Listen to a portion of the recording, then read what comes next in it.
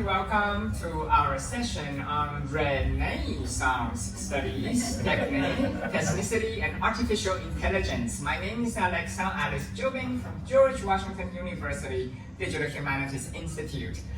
You're all very welcome to our lightning talk session, and we'll keep it short and sweet, so 8 minutes per person, and we're dedicated a lot of time to discussion and questions, where our speakers can expand upon their papers. So what you're going to see here truly is the tip of the iceberg, just the most exciting bit. Come on in, welcome. The design of generative AI is dominated by quantitative science. However, qualitative knowledge and humanistic insights can make important contributions. Understanding humans is the first step to interpreting AI's outputs. For centuries, literature, history, and philosophy have studied how words shape imaginary worlds and our world. Technological affordances is very much part of the human condition. There is a long and continuous history of technologies of representation, from the printing press and theater to AI. Similar to AI's role-playing capacity, fictional characters are not human, but rather human-like artificial entities. But fiction has a lot to teach us about AI. Renaissance culture, in particular, had its own versions of artificial intelligence. Early modern thoughts can bolster our contemporary discussion on the ethics and ontologies of AI agents.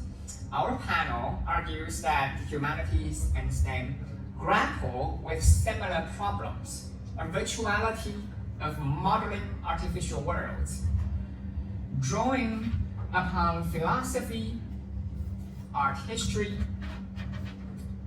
neuroscience, performance, and literary studies.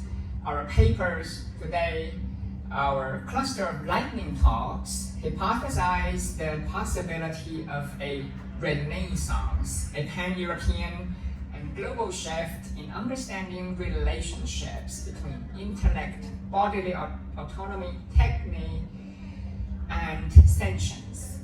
The lightning talks share the conviction that the techne govern all forms of communication, all forms of asynchronous and synchronous representational technologies, from the codex book to stage performance, bringing early modern models of relating to the world to bear on contemporary debates about algorithmic representation. Our session sheds a new light on assumptions behind empiricism and embodiment. We theorize AI as a type of Renaissance technology that connects the technicity of humanity and emerging models of distributed and artificial intelligence. And more specifically, a very quick rundown, our speakers turn to Renaissance debates over empiricism and Cartesian dualism to consider early modern intellectual history in terms of AI. They theorize the so-called hallucination, not as a deviance from social norms, but as a point of contact between contemporary AI and early modern notions of media, technique, interface, and perception. They also explore the history of cryptography in the early modern period and its influence on contemporary debates about generative AI. They bring the resources offered by Reformation,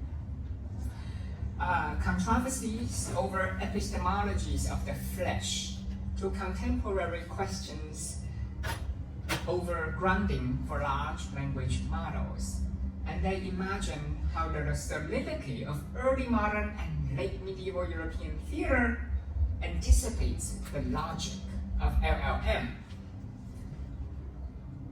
And together we postulate how early modernity provides new ways to think about AI. We also have a paper that postulates an early modern portraiture as artificially intelligent, meaning producing machines. So we will build on these insights to argue that AI's outputs are governed by prompts that are theatrical in nature.